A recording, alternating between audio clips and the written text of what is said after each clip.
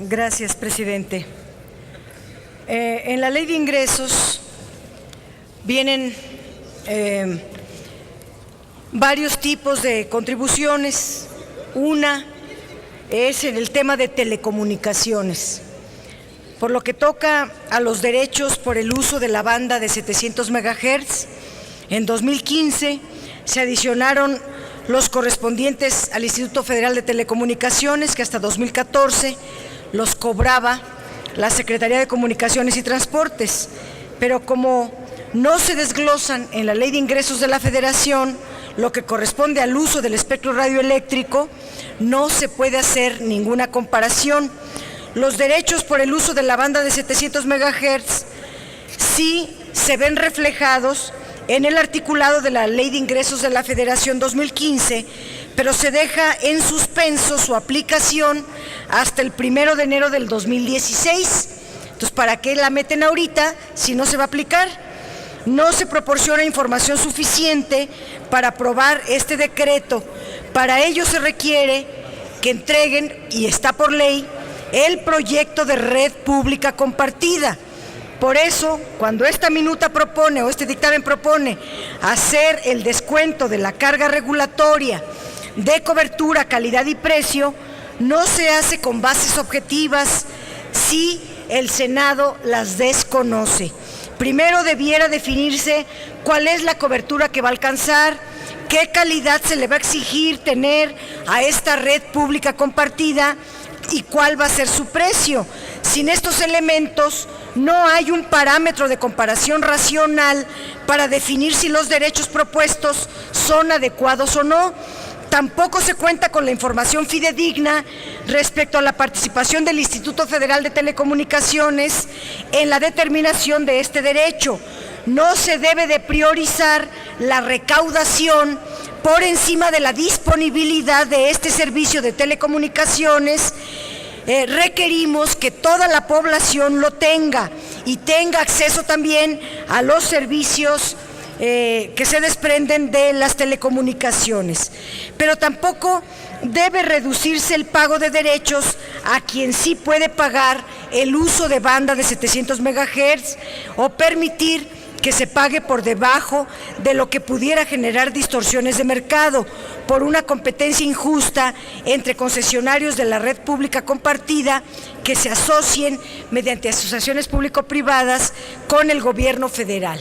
Este tema, lo que estamos pidiendo, solicitando, es que no se incluya, que se elimine el artículo 22 porque no aplica para la ley 2015.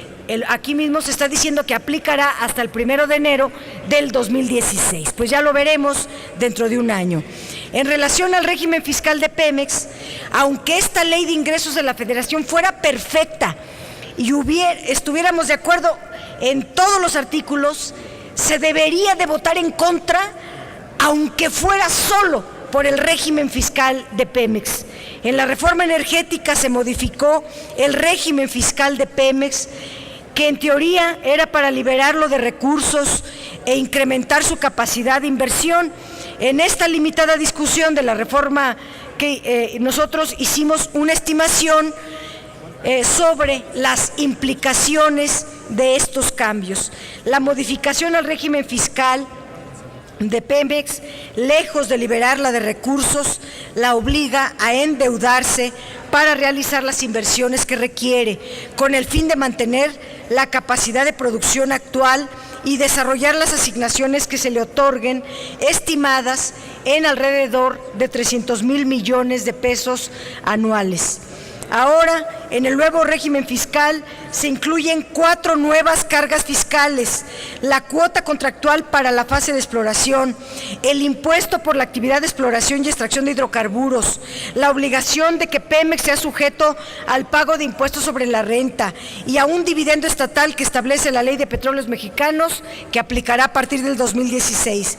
El dividendo estatal no solo nulificaría los supuestos ahorros, que en realidad son ínfimos, sino que incrementará la carga fiscal de Pemex. En el artículo 14º transitorio se establece que el dividendo estatal sea de 30% aplique a partir del 2016 y con datos de 2013, por poner un parámetro, implicaría 222,000 millones de pesos adicionales como resultado de aplicar este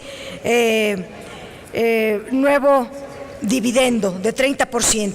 La diferencia prácticamente haría muy pesado el régimen fiscal de Pemex. En la Ley de Ingresos para 2015 se demuestra lo que nosotros dijimos. La carga fiscal en 2015 será prácticamente la misma que 2014, con una importantísima observación de que a partir del 2015 Pemex queda con menos de la mitad de las reservas, apenas con el 49% de las reservas totales y con el 21% de los recursos prospectivos, lo cual quiere decir que con mucho menos pagará lo mismo, y eso implica un régimen muy pesado para Pemex. Y si se implementa el dividendo estatal como está previsto en la Ley de Petróleos Mexicanos, pues todavía peor. Pemex entregará directamente al gobierno federal, además del impuesto sobre la renta y el impuesto sobre exploración y extracción de hidrocarburos, el dividendo cuando éste se cobre. A su vez, las transferencias del Fondo Mexicano del Petróleo provendrán de los ingresos que éste reciba de las asignaciones a Pemex y de los contratos otorgados a particulares que sí van a comenzarse a recibir, pero a finales del 2015. Pemex entregará al Fondo Mexicano del Petróleo, por las asignaciones que se le otorguen, el derecho por la utilidad compartida, el derecho de extracción de hidrocarburos y el derecho de exploración de hidrocarburos. También se integrarán al Fondo Mexicano del Petróleo los recursos que en su caso queden de los contratos otorgados a particulares después de pagar a estos sus gastos, costos, inversiones y entregarle los hidrocarburos, productos o parte de ellos, y en el caso de licencias o producción compartida, los concesionarios o los licenciatarios se quedarán con toda la producción obtenida y pagarán al Estado 4 pequeñas contraprestaciones. La carga fiscal hará imposible que Pemex pueda desarrollar las asignaciones que se le otorguen, y se le va a obligar a migrar a contratos, es decir, a que Pemex privatice el total de las actividades del sector.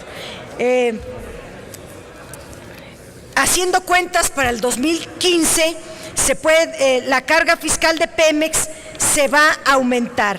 Si lo comparamos con datos de los criterios generales de política económica y la ley de ingresos de la Federación, para 2014 la carga fiscal equivaldría a 78.8% del valor de la producción, y para 2015 aumentaría al 81.4% con esos datos. Pero tomemos los datos más recientes, que son los de julio de 2014, con un precio de petróleo de 94, y no el de 86, con una plataforma de 2.3 y no de 2.5, con datos de julio de 2014, la carga fiscal será de 76.1%, menor al 81.4% que será en el 2015. En 2015 todavía no se aplica el dividendo. Súmenle a este 81.4% el 30%. Eso es lo que le están cargando a Pemex. Por eso yo estoy radicalmente convencida de que esta ley es completamente adversa a los intereses del país y de la población. Para 2015, además, se sobreendeuda a las empresas energéticas. Se está solicitando para Pemex 110,500 millones de pesos de deuda interna y 6,500 millones de dólares de deuda externa. Pemex tendría una deuda superior a 1,000,000 a un billón de pesos y sería creciente en el tiempo. En el caso de la CFE se trata de 8,000 millones de pesos de deuda interna y 700,000 millones de dólares de la externa. La CFE tendrá una deuda de medio billón de pesos y es creciente en el tiempo porque son crecientes los contratos. Quisiera también hacer algunos comentarios a este respecto muy importantes. En primer lugar, que Pemex está haciendo, no están agregando a los ingresos propios de Pemex una cantidad que ordena la ley y que es sumamente importante, que son las áreas de licitación de la Ronda 1, que abarcan la superficie de 28,000 kilómetros cuadrados, que sumados a los 89,907 kilómetros asignados a Pemex, da un total de 118,407 kilómetros, es decir, el 30% del total de la superficie que hay con posibilidades donde se extraigan hidrocarburos. El documento de la CENER de Ronda 1 menciona que se combinan varias áreas ya productoras, cuando la Constitución y las leyes energéticas dicen que todo lo que esté producido por Pemex le toca a Pemex, no a los privados. Pero aquí la CENER está dándole áreas productoras actualmente por Pemex y la están pasando a los privados, se combinan con áreas nuevas, poco exploradas, así como con recursos no convencionales. Esto significa que se están entregando a particulares áreas donde aseguran sus ganancias o utilidades en forma inmediata y sin riesgo, porque Pemex ya hizo toda la inversión exploratoria y se tiene perfecta capacidad de seguridad de que ahí hay hidrocarburos. Pero además Pemex tiene la capacidad para desarrollarlas porque las está desarrollando ahorita. Pero esto tiene el inconveniente de que la CENER no dijo en Ronda 1, lo que sí dice la ley es que estas áreas productivas y todas las áreas exploradas por Pemex llevó un costo de inversión de $17 por barril y los privados, de acuerdo a los datos que da la CENER, están poniendo una inversión de $4 por barril, siendo que la inversión de Pemex en esas áreas que le están entregando a los privados es de $17. Si el gobierno no cobra estas inversiones ya realizadas por Pemex, significaría un regalo para las empresas de hasta $13 por barril, o sea, 50,000 millones de dólares. Y de ninguna manera debe permitirse que se le regalen estos recursos públicos a las petroleras privadas, además de que la reforma energética establece que si una área que ya exploró Pemex se le da a los privados le tienen que reembolsar a Pemex toda su inversión. Si estos 50,000 millones de dólares se le pusieran como ingresos propios a Pemex, no habría necesidad de endeudarlas, etcétera, etcétera. Yo quisiera decir muchas cosas al respecto, pero termino esta parte de Pemex diciendo que en las 3 últimas décadas la política económica y la política energética han tomado rumbos equivocados que han tenido como consecuencias muy graves. Una, la descapitalización de las empresas del sector Pemex y CFE, la creciente dependencia del exterior de los productos derivados del petróleo y el gas, la creciente dependencia del exterior de bienes, servicios y tecnología para el sector, la creciente dependencia de las finanzas públicas de los ingresos petroleros, los altos precios de la energía, la desarticulación de las cadenas productivas, en especial de la petroquímica, y el nulo crecimiento de energías renovables. La descapitalización del sector ha tenido como causas principales la inversión insuficiente en nuestras empresas, el régimen fiscal confiscatorio, la política de precios de transferencia errónea, la administración deficiente aunada a la corrupción. Y siendo el gasto público teniendo o siguiendo que ahí van inversiones petroleras que generan una fuente de pago, no habría necesidad de incurrir en déficit público. Pemex y CFE generan ganancias enormes y no tiene lógica continuar con la misma política errónea de endeudar a las empresas públicas si ellas generan lo suficiente para sus inversiones. Paso a otro tema. Minas.